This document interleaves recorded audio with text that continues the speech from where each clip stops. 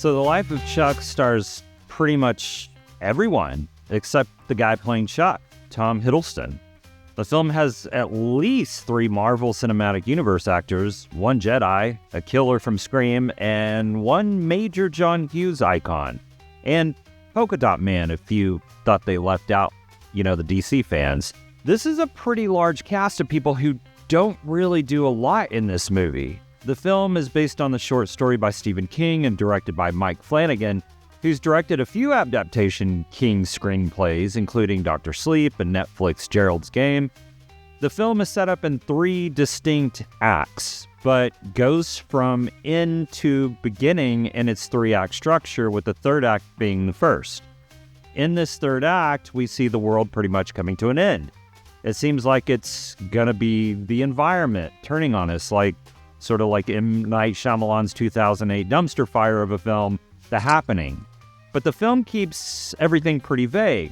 The 3rd act does a really good job of hooking you in because it keeps you wondering, and it's kind of haunting when, the internet goes down and is just gone, or the TV channels go dark and all the lights in the city go off. The 1st act, which in the story is again the 3rd act, is a really great setup for the 2nd act, which, was pretty disappointing compared to the 3rd act. But it was still enjoyable, just because Tom Hiddleston is dancing, and that's pretty much all that Act 2 is. The 3rd act sets up a group of characters and builds character development who we find out don't really even matter in the 2nd and 1st act, because the story isn't really about them, sort of wasting the entire 3rd act on a storyline that was sort of deceptive. It explains a few things in a really cool, imaginative way, but it does it wrong, in my opinion. Again, in a nutshell, the whole world is ending and everyone is either trying to cope and accept what's going on or freaking out, trying to understand what's happening. But the real hook in the 1st act, the 3rd act, is that there are commercials and billboards and signs everywhere thanking Chuck for 39 great years.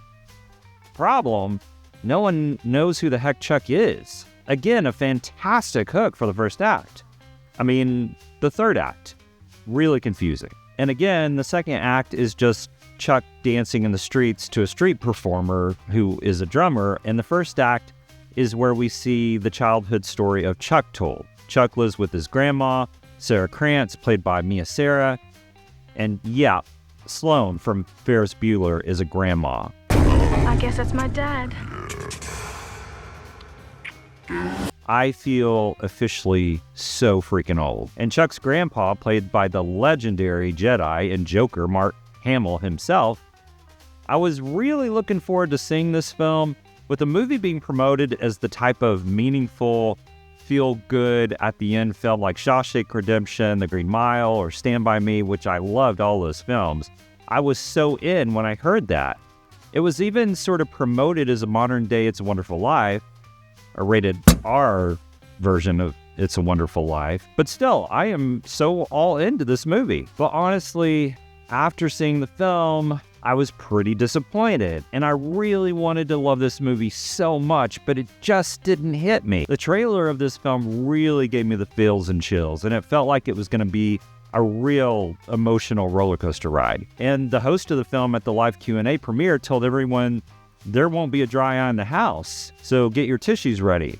But looking around after the film, I saw a lot of indifference, and usually after a premiere like this, people start clapping, but it was pretty silent when the credits rolled. People clapped for 10 minutes after the Mission Impossible premiere. The film has some heart on the surface, but the lack of connection between the 3 acts left it pretty emotionless. There's a lot of supernatural things happening, like characters living at the end of this apocalypse who Chuck really doesn't know, and a haunted house that's never really explained fully, or I guess haunted attic. The film has a lot of heart, but that heart is sort of taken away when you're trying to mentally put all of the pieces together, when a lot really isn't explained.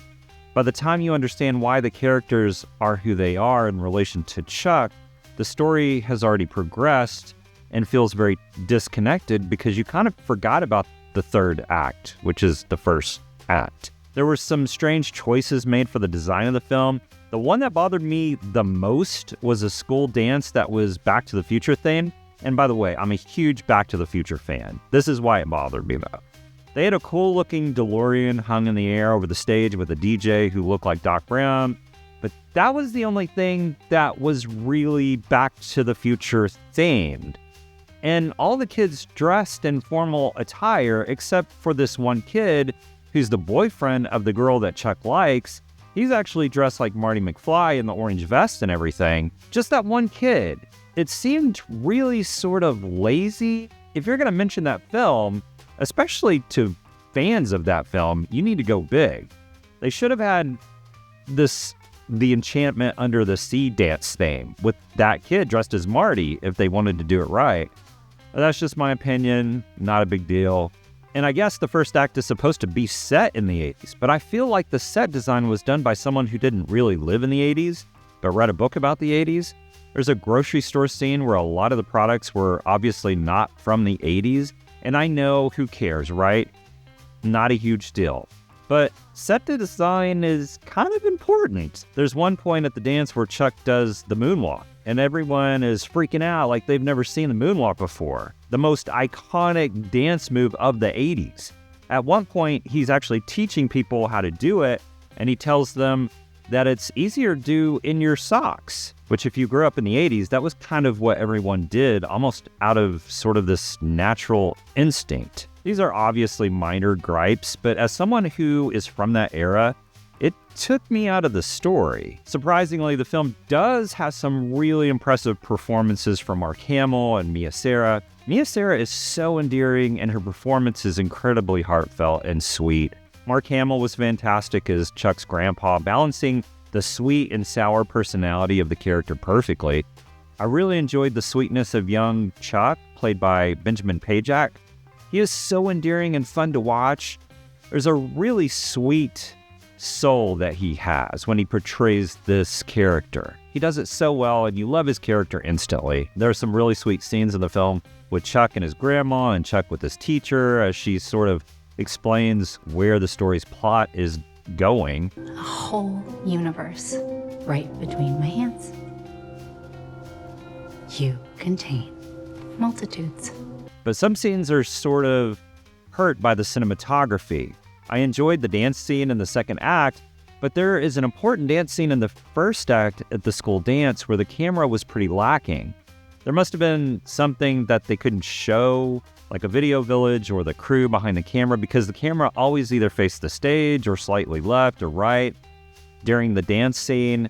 Something that you see a lot in television that isn't as elaborate but should be in a film for this kind of climatic dance scene in the third act. The film is sort of a what is the meaning of life type movie, and it tries to be deeper than it is by using like Carl Sagan, mathematics, mentioning a moment where Chuck experiences dance and claims that that's the reason that God made us to experience this type of thing. But it doesn't give any clear answers to why, except for the you contain multitudes explanation, which is sweet.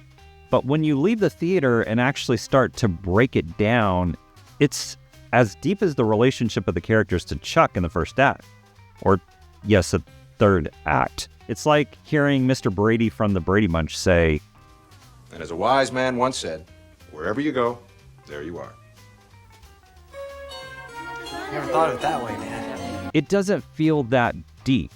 It seems like this amazing cosmic interpretation of what makes our life special and how we're connected to each other and why life is important, but it doesn't really explain why or give you the depth. It's actually pretty confusing and gives you a lot to sort out. And again, when you do, there isn't much there. It's kind of like a meatloaf stuffed with more filler than meat to make it look bigger and more fulfilling than it actually is. There is some great writing taken away from King's story that you can tell was directly pulled from his story, and it's narrated by the very comforting voice of Nick Offerman. But as a whole, it falls pretty flat. There's a lot of explanation in the third act, or the first act, and it's a pretty slow burn, just people talking. Some of it entertaining and some just kind of bloated. Once we get to Matthew Lillard's scene, you kind of want to shout out at the screen, we get it. Can we just move on here? The Life of Chuck had a lot of promise, and it has some heart, but I personally didn't feel anything for a lot of these characters because there were so many. I was bummed that Tom Hiddleston is hardly in this film, being the star, but I really enjoyed the performances from Hamill, Krantz, and Pejak. The film tries to be deeper than it is, and it's all over the place and a confusing mess. It did make me want to read the short story because I feel like the film may be missing important elements that the story might have. Maybe.